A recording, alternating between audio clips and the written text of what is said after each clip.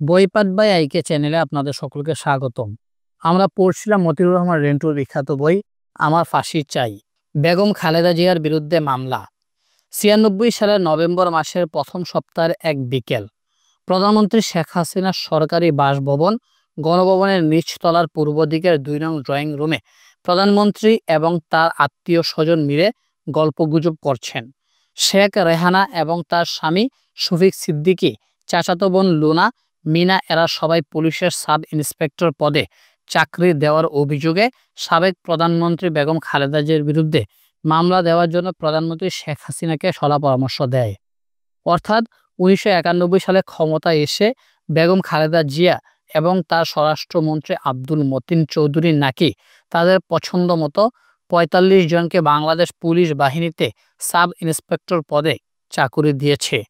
আর এই অভিযোগে বেগম জিয়া ও মতিন চৌধুরীর বিরুদ্ধে স্বজনপ্রীতি ও দুর্নীতির মামলা দায়ের করতে দুর্নীতি দমন ব্যুরোকে নির্দেশ দেওয়ার জন্য প্রধানমন্ত্রী শেখ হাসিনাকে উল্লেখিত আত্মীয় স্বজনেরা পিড়াপিড়ি করতে থাকলে মতিউর রহমান রেন্টু ও মিসেস মতিউর রহমান রেন্টু প্রধানমন্ত্রী শেখ হাসিনা সহ তার আত্মীয়দের বুঝিয়ে বলেন যে সাবেক প্রধানমন্ত্রী বেগম খালেদা জিয়ার নাক খুঁচিয়ে বরং তাদের মাথায় হাত বুলিয়ে চেষ্টা করে দেখেন দেশের উন্নতি করতে পারেন কিনা। যদি একবার কোনো মতে দেশ গঠন করতে পারেন তাহলে দেখবেন শুধু আপনাকেই না, আপনার নাতিপুতিকেই এদেশের মানুষ মাথায় করে রাখবে। বিএনপি ও বেগম খালেদা জিয়াকে হোস্টাইল করে আপনি দেশ গড়তে পারবেন না, আবার আপনাকে এবং আওয়ামী লীগকে বাদ দিয়ে কেউ দেশ গড়তে পারবে না।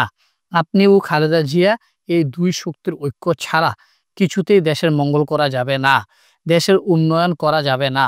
বিভেদ, অনৈক্য, শত্রুতা পরিত্যাগ করে বন্ধুত্বের হাত বাড়িয়ে দিন। বেগম জিয়া আপনার আগের প্রধানমন্ত্রী, তাকে বড় বোন ডেকে বুকে টেনে নিয়ে দেশের উন্নয়নের চেষ্টা করুন, তাতে আপনারই লাভ হবে অনেক বেশি। মামলা করলে আপনার ক্ষতি হবে, দেশের ক্ষতি হবে। প্রধানমন্ত্রী শেখ হাসিনা বললেন, তুমি জানো না খালেদা জিয়া ছাত্রদল আর যুবদলের লোকদের পুলিশে চাকরি দিয়েছে।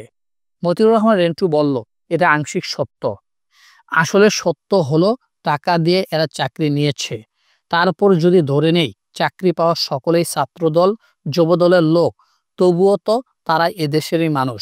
বেগম জিয়া ৪৫ জনকে চাকরি দিয়েছে, সেই পদ ধরে আপনি ছাত্রলীগ যুবলীগের ৭,০০০ জনকে চাকরি দেন, কিন্তু মামলা করবেন না। মামলায় কোনো ফল হবে না। মামলা করলে বরং আপনি ছোট হয়ে যাবেন। সব কাজেই তোমাদের বাধা, তোমাদের আপত্তি। এই কথা বলে প্রধানমন্ত্রী শেখ হাসিনা উপরে চলে তার শয়নকক্ষে চলে গেলেন এবং প্রধানমন্ত্রীর ছোট বোন শেখ রেহানা, তার স্বামী শফিক সিদ্দিকী এবং তাদের চাচি ও চাচাতো বোনেরা মতিউর রহমান রেন্টু, মিসেস মতিউর রহমান রেন্টুকে ভীষণ তিরস্কার করল। পরে ঠিকই পুলিশের এই চাকরি দেওয়াকে স্বজনপ্রীতি ও দুর্নীতি আখ্যায়িত করে দুর্নীতি দমন ব্যুরো ১৯৯৬ সালের ২১শে ডিসেম্বর প্রাক্তন প্রধানমন্ত্রী বেগম খালেদা জিয়া ও প্রাক্তন স্বরাষ্ট্রমন্ত্রী আব্দুল মতিন চৌধুরীর বিরুদ্ধে একটি মামলা দায়ের করে। গঙ্গা ও পার্বত্য চট্টগ্রাম এবং ট্রানজিট চুক্তি। ভারতের পশ্চিম বাংলার মুখ্যমন্ত্রী জ্যোতি বসু ৯৬ সালের শেষের দিকে বাংলাদেশ সফরে এলেন।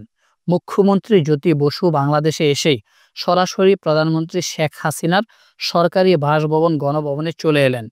প্রধানমন্ত্রী শেখ হাসিনার যে কয়েকজন ভারতীয় অভিভাবক আছেন, পশ্চিম বাংলার মুখ্যমন্ত্রী জ্যোতি বসু তাদের মধ্যে অন্যতম। শুধু অন্যতমই নয়, শেখ হাসিনা পরিবারের ভারতীয় অভিভাবকদের মধ্যে জ্যোতি বসু সবার শীর্ষে। প্রধানমন্ত্রী শেখ হাসিনা এবং তার বোন শেখ রেহানা সপরিবারে যখন ভারতে ছিলেন, তখন ভারতীয় মুরব্বী বা অভিভাবকদের মধ্যে জ্যোতি বসুর সান্নিধ্য ও স্নেহ পেয়েছেন সবচাইতে বেশি। জ্যোতি বসু পিতৃতুল্য স্নেহ, মমতা ও সান্নিধ্য দিয়ে গড়ে তুলেছেন শেখ হাসিনা ও রেহানাকে। ১৮৮১ সালের ১৭ই মে বাংলাদেশে ফিরে আসার পর শেখ হাসিনা যতবার ভারতে গিয়েছেন মূলত মুখ্যমন্ত্রী জ্যোতি বসুর সাথে সলা পরামর্শের জন্যই গিয়েছেন। জ্যোতি বসুর বহু সাধনার ফসল আজ শেখ হাসিনা বাংলাদেশের প্রধানমন্ত্রী। ভারতের পশ্চিম বাংলা রাজ্যের সেই মুখ্যমন্ত্রী জ্যোতি বসু আজ এসেছেন বাংলাদেশের প্রধানমন্ত্রী শেখ হাসিনার বাসভবন গণভবনে। গণভবনে ঢুকতেই আগে থেকে প্রস্তুত হয়ে থাকা প্রধানমন্ত্রী শেখ হাসিনা দৌড়ে এসে জ্যোতি বসুর পায়ে পড়ে পদধূলি নিলেন। দীর্ঘদিন পর পিতা ঘরে এলে নাবালিকা কন্যা যেভাবে ছুটে এসে পিতার পায়ে পড়ে, ঠিক সেইভাবে প্রধানমন্ত্রী শেখ হাসিনা জ্যোতিবাবুর পায়ে পড়লেন। অতঃপর দোতলার খাস কামরায় নিয়ে বসালেন এবং আগে থেকে তৈরি করে রাখা নানা ধরনের খাবার প্রধানমন্ত্রী শেখ হাসিনা নিজেই পরিবেশন করে জ্যোতি কাকাকে খাওয়াতে লাগলেন। জ্যোতি কাকা খেতে খেতে পারিবারিক, রাজনৈতিক এবং ভারত বাংলাদেশের দ্বিপাক্ষিক বিষয়ের কথা বলতে থাকলেন। এক পর্যায়ে জ্যোতি বসু বললেন, দেখো মা, গঙ্গার জল টল কিছুই পাবে না, আমিই পাই না, আর তুমি কিভাবে পাবে? আমি প্রধানমন্ত্রী দেবগৌড় এর সাথে আলোচনা করে রেখেছি, তুমি গঙ্গা চুক্তি করে ফেলো। তাতে করে তুমি জল না পেলেও তোমার বিরোধীরা গঙ্গার জল বলে রাজনৈতিক ইস্যু আর তৈরি করতে পারবে না। এই সুবিধাটা তুমি পেয়ে যাবে। 20-30 বছরে একটা চুক্তি করে দেব। তুমি আবার প্রথমেই 20-30 বছর এই কথা বলতে যেও না। তুমি বলবে 5 বছরের মেয়াদের গঙ্গা চুক্তি করতে যাচ্ছ। তোমার বিরোধীরা এই 5 বছরে মেয়াদ নিয়ে চিল্লাফিল্লা করতে থাকবে, পরে আমি 20-30 বছর মেয়াদে চুক্তি করে দেব। কেন্দ্রীয় প্রধানমন্ত্রী ও জলমন্ত্রীর সাথে আমার এই রকমই কথা হয়েছে। তুমি এভাবেই কাজ চালিয়ে যাও। আর একটা কথা মা, পার্বত্য চট্টগ্রামের উপজাতীয়দের সাথে তুমি সহসা একটি চুক্তি করে ফেলবে। ওদের রেভিনিউ ওদের থাকবে, ওদের কর্মচারী ওদের থাকবে। ওখানে কখনো তুমি সরকার করতে চাইলে উপজাতীয়দের অনুমতি নিয়ে করবে। এটা আমি কেন্দ্রীয় প্রধানমন্ত্রী, স্বরাষ্ট্রমন্ত্রী, প্রতিরক্ষা মন্ত্রী এবং পার্বত্য চট্টগ্রামের উপজাতীয় নেতাদের কথা দিয়েছি। যথাশীঘ্র সম্ভব তুমি পার্বত্য উপজাতীয়দের সাথে এই চুক্তি সম্পাদন করবে। এই চুক্তির নাম দেবে শান্তি চুক্তি। এতে তোমারও লাভ হবে, তুমি প্রচার করবে দীর্ঘদিনের যুদ্ধ লড়াই আর অশান্তি দূর করে শান্তি চুক্তি করেছ। সারা দুনিয়ায় তোমার পক্ষে শান্তি শান্তি রব উঠবে, তোমার বাহবা চলবে। বলা যায় না, তুমি নোবেল পুরস্কারও পেয়ে যেতে পারো। বাংলাদেশের প্রধানমন্ত্রী শেখ হাসিনা সুবোধ বালিকার মতো শুধু জি কাকা বলতে লাগলো। জ্যোতি কাকা বললেন, আর একটা লাভ তোমার হবে। বলো তো কি লাভ? ওরা খুশি হবে। ওরা খুশি হলে কি হবে? পার্বত্য চট্টগ্রামের পার্লামেন্টের 3টি আসনে স্থায়ীভাবে তুমি পাবে, যেমন গোপালগঞ্জে 3 আসন পাও। আর ভারতকে করিডোর দেওয়া, ট্রানজিট দেওয়া, নৌবন্দর দেওয়া, এসব তো তোমার পিতার সাথে আমাদের পাকা কথা হয়েছিল। তুমি এখন তোমার সুবিধাজনক সময়ে আমাদের এগুলো দিয়ে দাও। বেশি দেরি করো না, কিন্তু বেশি দেরি করলে আবার দিল্লির দিকে ভুল বুঝাবুঝি হতে পারে, বুঝলে? পশ্চিম বাংলা রাজ্যের মুখ্যমন্ত্রী জ্যোতিবাবু কাজ শেষে চলে গেলেন। তারপর ভারতের প্রধানমন্ত্রী দেবগৌড় বাংলাদেশ সফর করে গেলেন। বাংলাদেশের প্রধানমন্ত্রী শেখ হাসিনা দিল্লি সফরে গেলেন এবং পশ্চিম বাংলার মুখ্যমন্ত্রী জ্যোতি কাকার সাজানো 30 বছর মেয়াদের পানিবিহীন গঙ্গা চুক্তি করে এলেন। এরপরই প্রধানমন্ত্রী শেখ হাসিনা তার ফুফাতো ভাই মহান জাতীয় সংসদের কলম চিফ হুইল মাতাল আবুল হাসনাত আবদুল্লাহকে প্রদান করে পার্বত্য চট্টগ্রাম বিষয়ক কমিটি করলেন এবং জ্যোতিবাবুর নীল নকশা অনুযায়ী রাজস্ববিহীন, রাজকর্মচারীবিহীন এবং রাজস্ব কর্তৃত্ববিহীন পার্বত্য চট্টগ্রাম শান্তি চুক্তি করলেন। এই শান্তি চুক্তি অনুযায়ী 1. গণপ্রজাতন্ত্রী বাংলাদেশ সরকার পার্বত্য চট্টগ্রামের কোনো খাজনা ট্যাক্স পাবে না এবং ওই অঞ্চলের যাবতীয় খাজনা ট্যাক্স উপজাতীয়রাই সংগ্রহ করবে ও খরচ করবে। 2. পার্বত্য চট্টগ্রামে স্থানীয় কোনো কর্মচারী গণপ্রজাতন্ত্রী বাংলাদেশ সরকারের কর্মচারী হবে না। উপজাতিরাই উপজাতীয়দের মধ্য থেকে ওই সকল কর্মচারীদের নিয়োগ দেবে, পদোন্নতি দিবে এবং বরখাস্ত করবে। 3. পার্বত্য চট্টগ্রামের জলাশয়, ভূমি, বন ইত্যাদি যা কিছু আছে, উপজাতীয়রা যদি অনুমতি না দেয় তাহলে গণপ্রজাতন্ত্রী বাংলাদেশ সরকার অধিগ্রহণ বা কোয়ার করতে পারবে না। ডক্টর মহিউদ্দিন মন্ত্রী। 1996 সালের রমজান মাস প্রধানমন্ত্রী শেখ হাসিনার সরকারি বাসভবন, গণভবনে দেশের মান্যবর ব্যক্তি, সরকারি কর্মকর্তা, রাজনীতিবিদ, বিদেশি দূতাবাসের লোকজনের ইফতার পার্টি। গণভবনের ভেতরের বিশাল মাঠে বিশাল প্যান্ডেল, বিশাল আয়োজন। অধিকাংশ অতিথি এসে গেছেন। এমন সময় ডাক্তার কামাল হোসেন তার 2-3 জন সাথী নিয়ে পশ্চিম দিক থেকে প্যান্ডেলের দিকে এগিয়ে আসছেন। প্যান্ডেলের পূর্ব দিকের শেষ প্রান্তে বসে থাকা প্রধানমন্ত্রী শেখ হাসিনা এটা দেখা মাত্র চিৎকার করে ডক্টর কামাল হোসেনের দিকে হাত উঠিয়ে বলেন যে ওই যে ওই যে গড়বাঙ্গা আসছে, গড়বাঙ্গা আসছে, এই এই গড়বাঙ্গাকে দূরে বসা, গড়বাঙ্গা যেন আমার কাছে আসতে না পারে, গড়বাঙ্গাকে দূরে বসা। এপিএস বাহাউদ্দিন নাসিম ডক্টর কামাল হোসেনকে প্যান্ডেলের পশ্চিম প্রান্তের এক কোণে একটা টেবিলে নিয়ে বসালেন। প্রধানমন্ত্রী শেখ হাসিনা ঘুরে ঘুরে ইফতার পার্টিতে আগত অতিথিদের খোঁজ খবর নিচ্ছেন, সৌজন্য বিনিময় করছেন, কিন্তু ডক্টর কামাল হোসেনের দিকে গেলেন না। প্যান্ডেলের এক টেবিল অন্যান্য স্টাফদের সাথে মাথা নিচু করে বসে আছেন প্রধানমন্ত্রীর মুখ্য সচিব ডক্টর মহিউদ্দিন খান আলমগীর। প্রধানমন্ত্রী শেখ হাসিনা যখন ওই দিকে এলেন, ডক্টর মহিউদ্দিন খান আলমগীর খাওয়া ছেড়ে চেয়ার থেকে উঠে দাঁড়িয়ে পড়লেন এবং এমনভাবে প্রধানমন্ত্রী শেখ হাসিনাকে সালাম দিলেন যে এটা সালাম না, পায়ে হাত দিয়ে কদম মুচি একেবারে দ্বারে কাছের লোকজন ছাড়া অন্য কেউ তা বুঝতে পারল না। ইফতার পার্টির অনুষ্ঠানের শেষে গণভবনের নিচ তলার ৫ নম্বর ড্রয়িং রুমে বসে প্রধানমন্ত্রী শেখ হাসিনা ইফতার পার্টিতে আসা তার কয়েকজন আত্মীয়ের সাথে আলাপ করতে যেয়ে বললেন, ডক্টর মহিউদ্দিন খান আলমগীরকে মন্ত্রী বানাতে হবে। মোটরসাইকেল আরোহী বলল, মহিউদ্দিন খান আলমগীরকে মন্ত্রী বানাবেন কি জন্যে? প্রধানমন্ত্রী শেখ হাসিনা বললেন, আমার ক্ষমতায় আসার পেছনে মহিউদ্দিন খান আলমগীরের অনেক অবদান রয়েছে। মোটরসাইকেল আরোহী বলল, ডক্টর মহিউদ্দিন খান আলমগীর রাজদ্রোহী। মাত্র কিছুদিন আগে সরকারের একজন কর্মকর্তা হয়েও মহিউদ্দিন খান আলমগীর সরকারের সাথে বিদ্রোহ করেছে। তাকে মন্ত্রী করলে তা সরকারের সাথে বিদ্রোহের পুরস্কার হিসেবে পরিগণিত হবে এবং এটা সরকারের সাথে বিদ্রোহের পুরস্কারের উদাহরণ হয়ে থাকবে। আপনার সরকারের অনেক সরকারি কর্মকর্তা আছে যারা আপনাকে পছন্দ করে না। সরকারের সাথে বিদ্রোহের পুরস্কারের এই উদাহরণ হয়ে থাকলে সুযোগ পেলে তারা আপনার সরকারের সাথে বিদ্রোহ করবে। মহিউদ্দিন খান আলমগীরকে মন্ত্রী করার আগে এই বিষয়টা খেয়াল রাখতে হবে। আপনি যদি সত্যি মনে করেন আপনার ক্ষমতার আসার পিছনে মহিউদ্দিন খান আলমগীরের অবদান আছে এবং আপনি তাকে পুরস্কৃত করবেন, তাহলে আগে তাকে চাকরি থেকে অবসর দিয়ে আপনার উপদেষ্টা করেন। সরাসরি মন্ত্রী না করে মন্ত্রীর মর্যাদা দেন। আওয়ামী লীগের প্রেসিডিয়াম মেম্বার করেন, পরের টার্মে মন্ত্রী করেন। প্রধানমন্ত্রী শেখ হাসিনা বললেন, আচ্ছা রেন্টু, তুমি কি আমার সরকারি কাজের কর্মে বাধা দিতেই থাকবে, না আমাকে কাজ করতে দিবা? না নেত্রী, আমি আপনাকে বাধা দিতে যাব কেন? তাহলে তুমি এত কথা বলছো কেন? আপনি বললেন তাই বললাম। এখন তো আরো অনেকেই আছে। কই, কেউ তো তোমার মতো বাধা দিচ্ছে না, তুমি এত কথা বলছো কেন? আগে থেকেই বলে এসেছি, পুরনো অভ্যাস তাই বলি।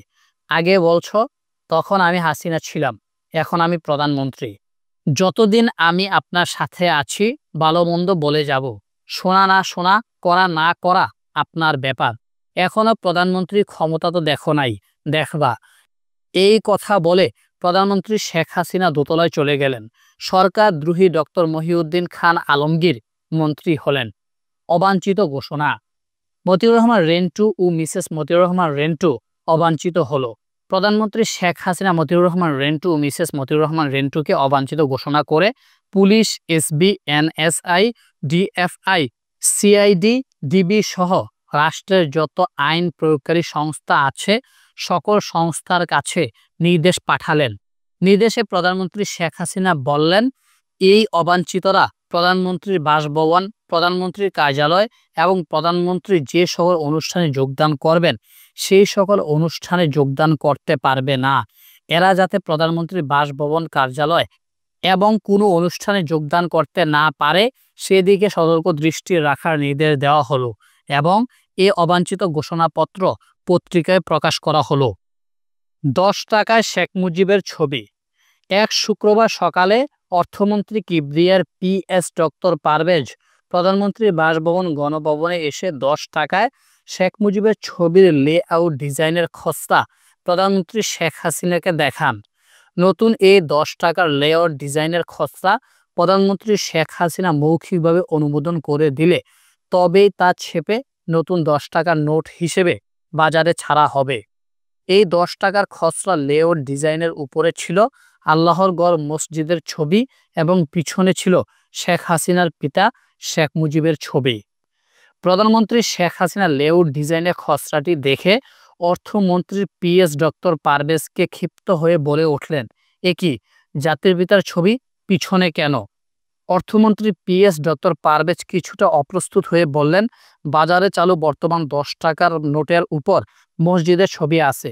ধর্মীয় অনুভূতির কথা বিবেচনা করে উপরে মসজিদ এর ছবিটা ঠিক রেখে পিছনে জাতির পিতার ছবি দেওয়া হয়েছে।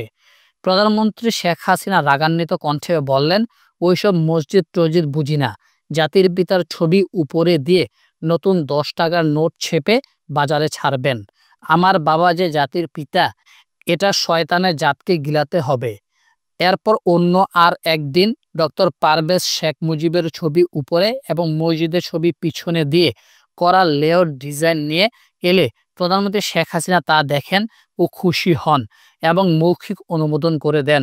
বর্তমানে বাজারে শেখ মুজিবের ছবি সম্বলিত যে নতুন 10 টাকার নোট রয়েছে, এটাই সেটা। 92 থেকে 96 পুলিশের গুলিতে কেউ মারা যায়নি, শুধু লাশ চাই, মানুষের লাশ। 1990 সামরিক স্বৈরাচার নিপাত করে গণতন্ত্র মুক্ত করতে দেশের বহু লোককে জীবন দিতে হয়েছে।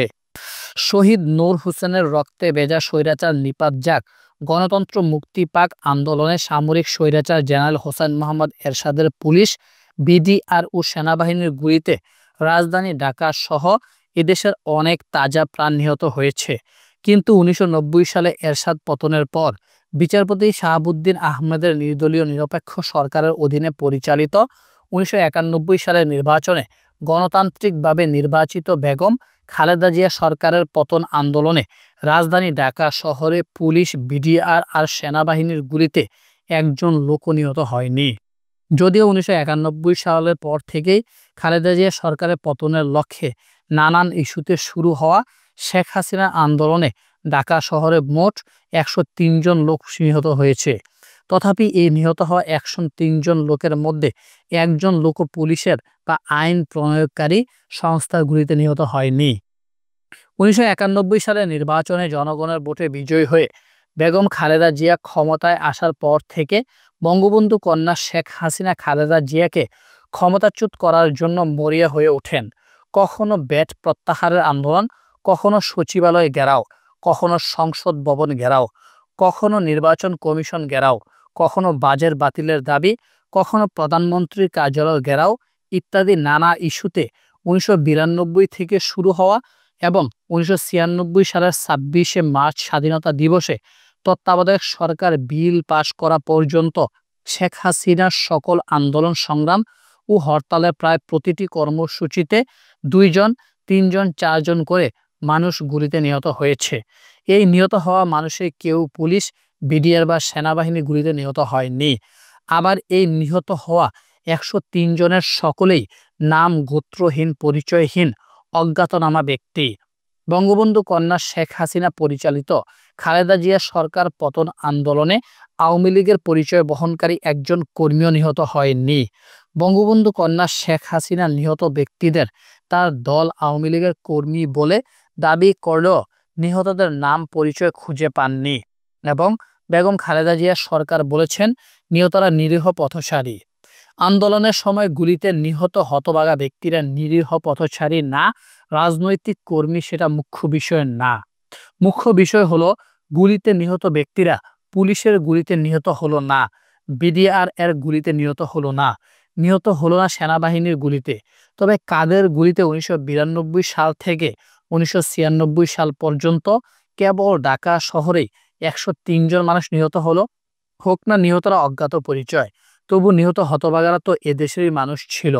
কারা তাদের নির্বিচারে গুলি করে হত্যা করলো? হত্যাকারীরা কারা, কি তাদের পরিচয়? কারা হত্যাকারীদের মানুষ খুন করার জন্য মদদ দিল? কারা হত্যার আয়োজন করলো?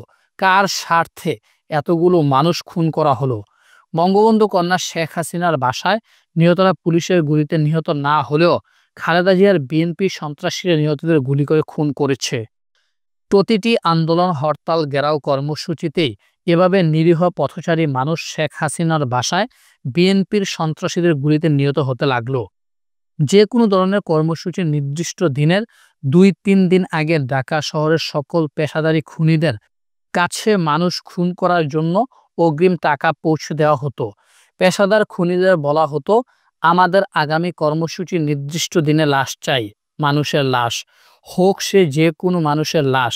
এই দেওয়া হলো অগ্রিম টাকা, বাকি টাকা লাশ দেওয়ার পর।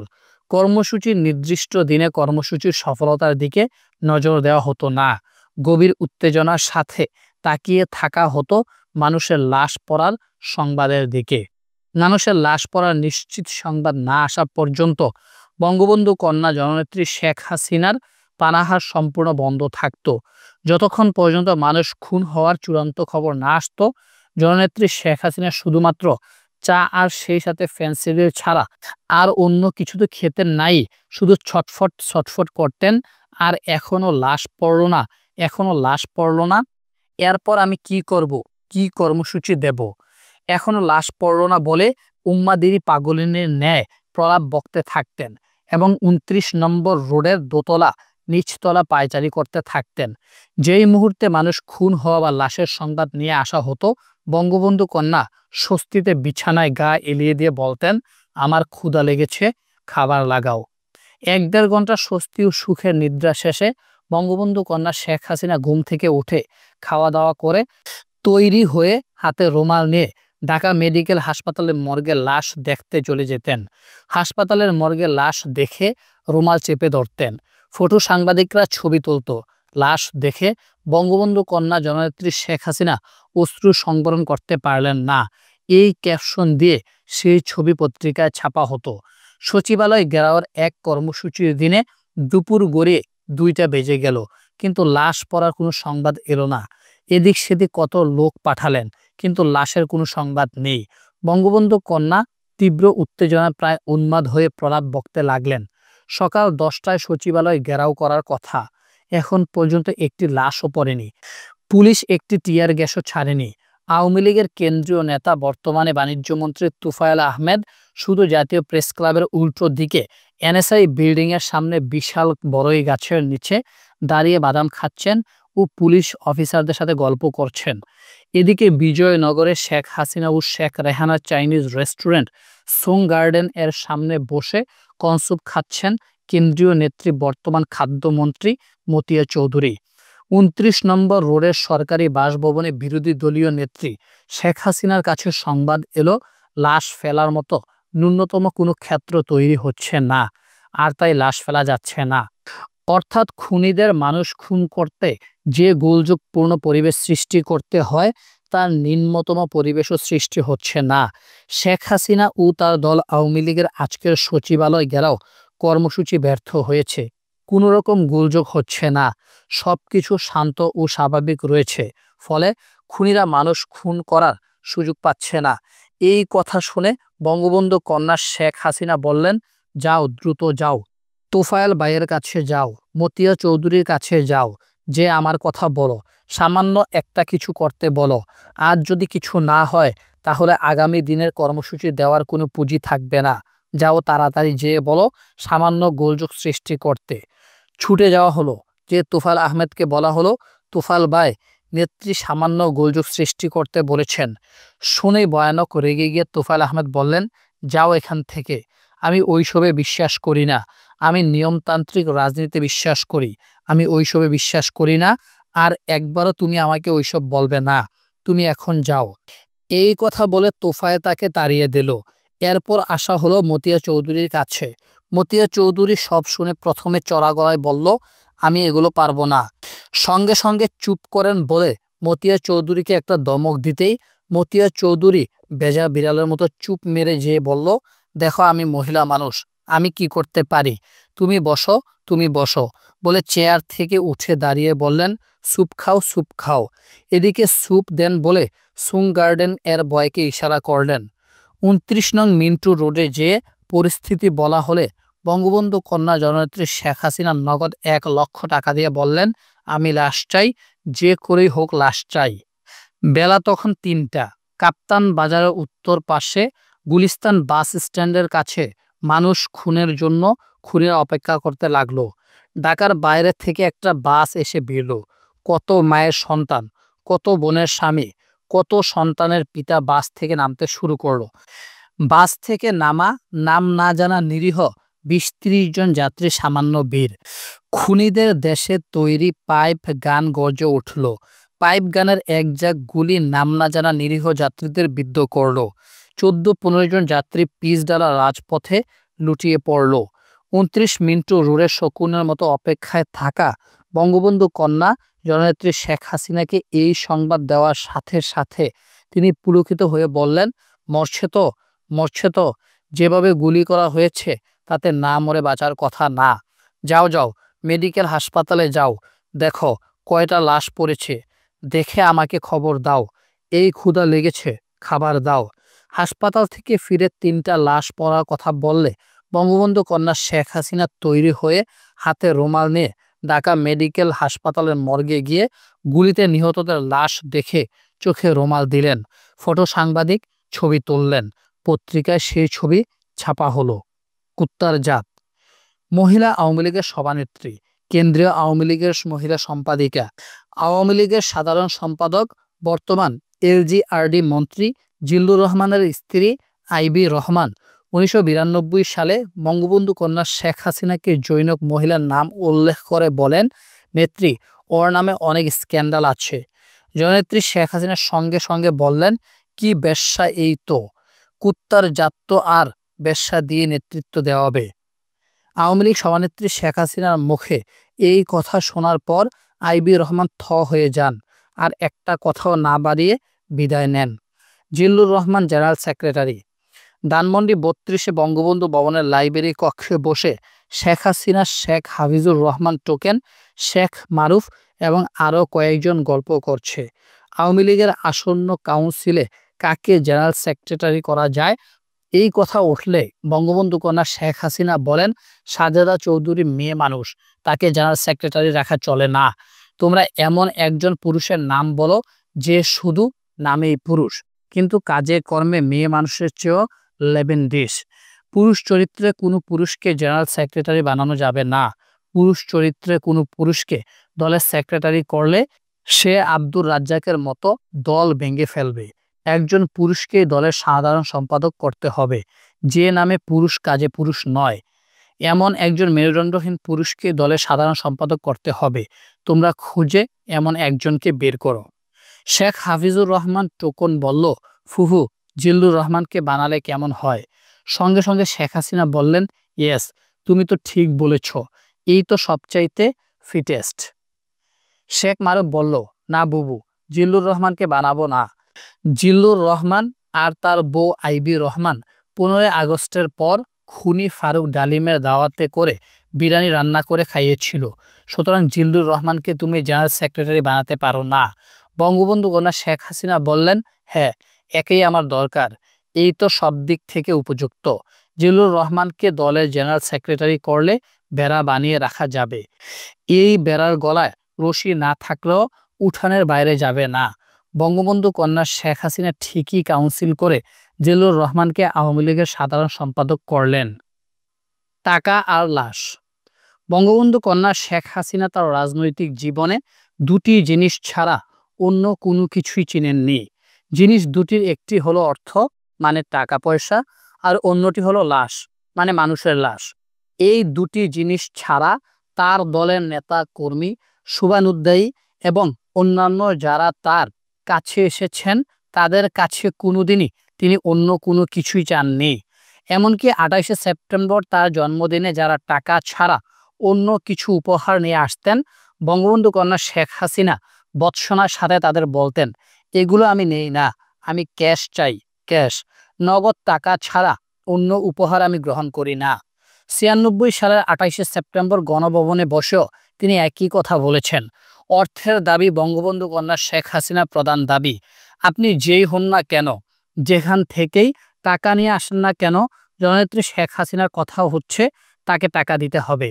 যদি টাকা না দেন তাহলে তার কাছে মানুষ হিসেবে গণ্য হবেন না। বঙ্গবন্ধু কন্যা জননেত্রী শেখ হাসিনাকে ডান হাতে টাকা দেবেন, ডান হাতের টাকা বাঁ হাতে নেয়ার সঙ্গে সঙ্গে তিনি আপনার কথা বেমালুম ভুলে যে টাকার জন্য নতুন মক্কেলের দিকে হাত বাড়িয়ে দেবেন। এমনভাবে তিনি টাকা নেবেন যেন তার পিতার উত্তরাধিকার হিসেবে পিতার টাকাই আপনার কাছ থেকে নিচ্ছেন। টাকা চাই, টাকা দিতেই হবে। চুরি করে টাকা এনেছেন, তাও দিতে হবে। কালো বাজারি বা পাচার করে টাকা এনেছেন, তাও দিতে হবে। মানুষ খুন করে টাকা এনেছেন, তাও দিতে হবে। ঘুষ খেয়ে টাকা এনেছেন, তাও দিতে হবে। ঘুষ খেতেও ঘুষ দিতে শেখ হাসিনার জুড়ি মেলাবার। টাকা না দিলে আপনাকে মুহূর্তের মধ্যে অপমান করে বের করে দিতে পারেন, আবার টাকা দিলেই আপনাকে সমাদর করে মর্যাদার দিয়ে চেয়ারে বসাতে পারেন। একদিন ধানমন্ডি ৩২-এ বঙ্গবন্ধু ভবনের লাইব্রেরি কক্ষে বসে আছেন শেখ হাসিনা এবং তার চাচাতো ভাই শেখ হেলাল। এমন সময়ে বজলুর রহমান জৈনক ব্যক্তিকে সঙ্গে করে নিয়ে এসে বলল, নেত্রী, ইনি একটা অনুষ্ঠান করতে চান। বজলুর রহমানের কথা শেষ না হতেই শেখ হাসিনা রেগে চেয়ার থেকে উঠে দাঁড়িয়ে উচ্চ কণ্ঠে আগন্তুক লোকটিকে বললেন, এখানে কি ইত্রামি করতে এসেছেন? বাদরামির আর জায়গা পান না? আপনাকে না বলে দিয়েছি আমি যাব না, আবার এসেছেন বুঝি ফাত্রামি করতে? আপনি কোথাকার কোন ফালতুর লোক তার ঠিক নাই, আর আমি আলতু ফালতুর লোকের আলতু ফালতু অনুষ্ঠানে যাব এটা ভাবলেন কি করে? আমি জাতির জনক বঙ্গবন্ধুর কন্যা, আমার কি কোনো দাম নেই? যান, বেরিয়ে যান। এই লোককে বের করে দাও, এই লোক যেন আর ঢুকতে না পারে। ভদ্রলোক প্রথমে হকচকিয়ে গেল, নিজেকে কোনোমতে সামলে নিয়ে ধীরে পায়ে বেরিয়ে যাচ্ছেন। ভদ্রলোক দরজা পর্যন্ত যেতে শেখ হেলালকে শেখ হাসিনা বললেন, চাঁদা দেয় না, আবার চিটাগাংয়ের লোক।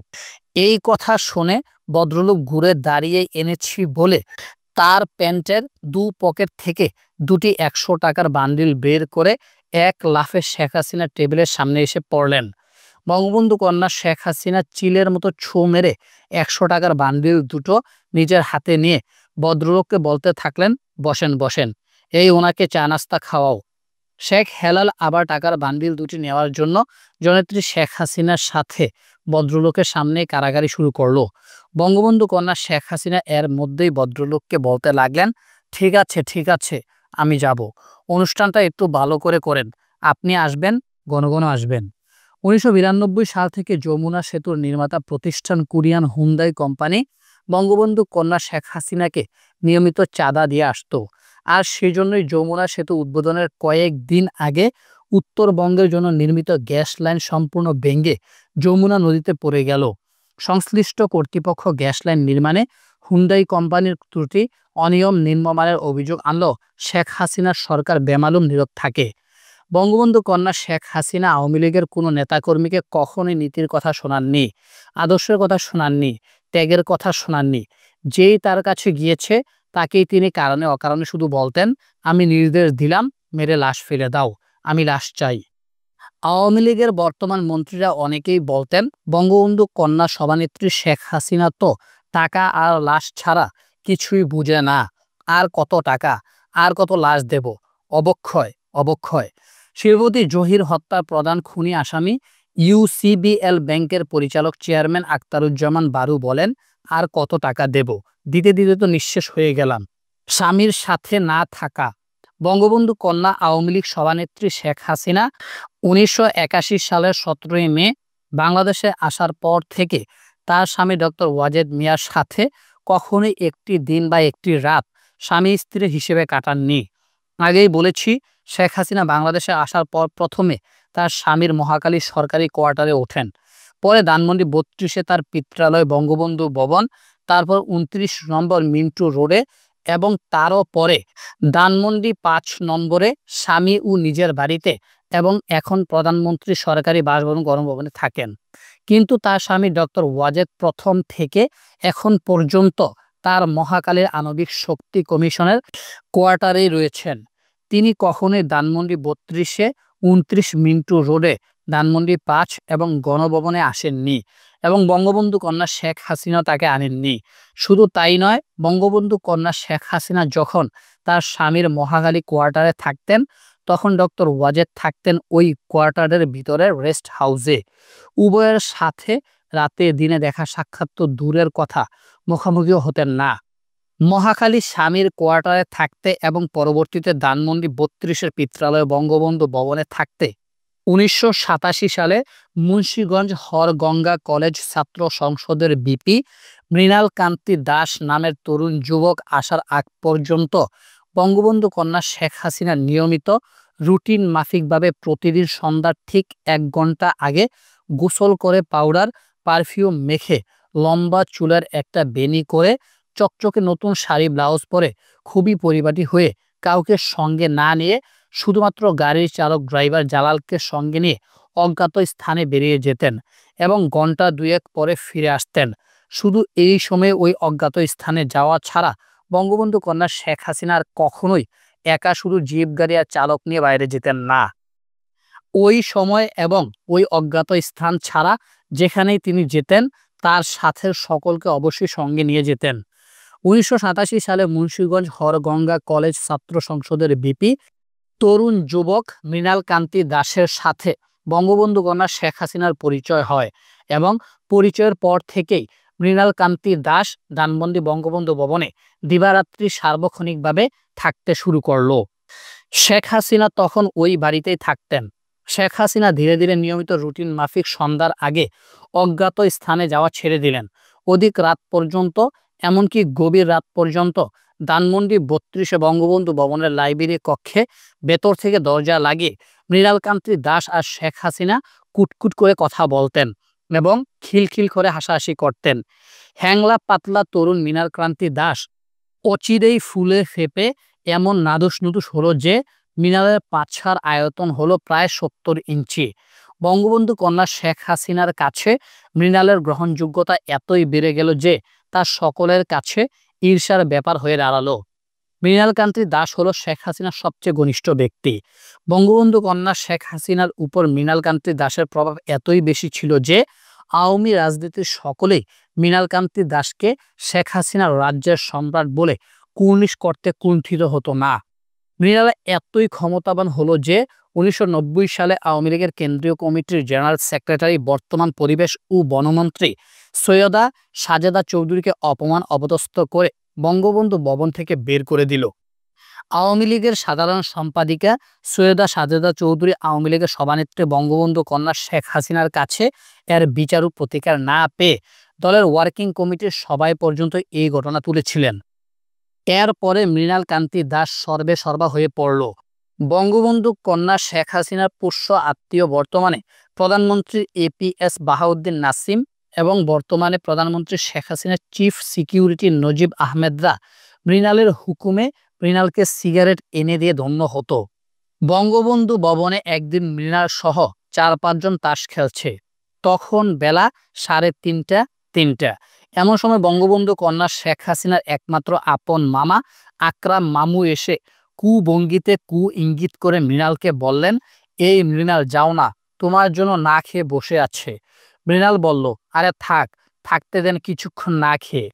মৃণাল খেতে যাচ্ছে না, তাই শেখ হাসিনা না খেয়ে মৃণালের প্রতীক্ষা করছেন।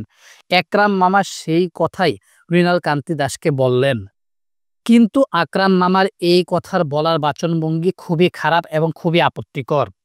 আর মৃণাল কান্তি দাস যাদের সাথে বসে তাস খেলছিল তাদের কাছে আরো ক্ষমতা প্রদর্শনের জন্য আরো ডাট করে জবাব দিল, আরে থাকতে দেন কিছুক্ষণ না খেয়ে। অর্থাৎ বঙ্গবন্ধু কন্যা শেখ হাসিনা না খেয়ে তার জন্য আরো কিছুক্ষণ অপেক্ষা করতে দেন।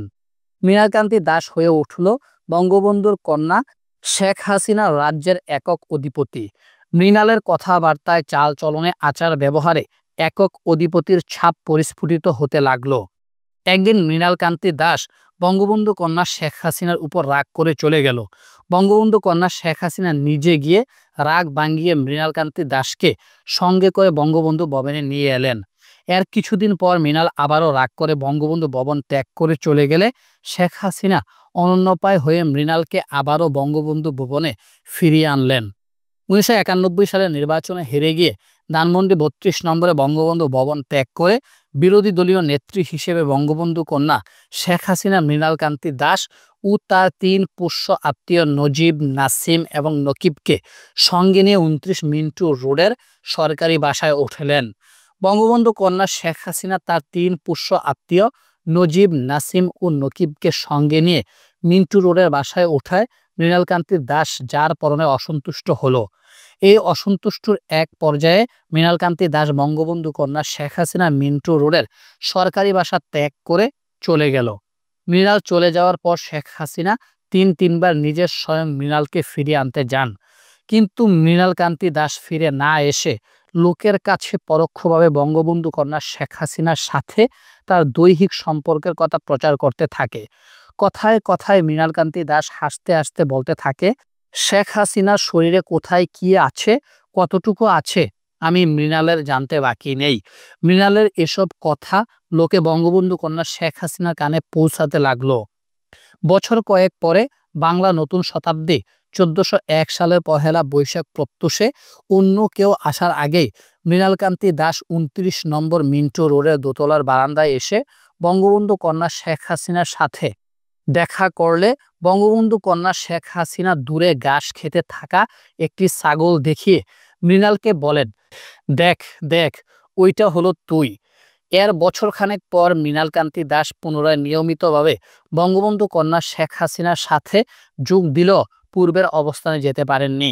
শেখ হাসিনা 1996 সালের 17 ফেব্রুয়ারি সন্ধ্যাবেলা ধানমন্ডি বঙ্গবন্ধু ভবনের ভেতরের গেটের সামনে পিছন দিক থেকে মৃণালকান্তি দাস এর বুড়ি জড়িয়ে ধরা ছাড়া আর তেমন কোনো পাত্তা দেননি।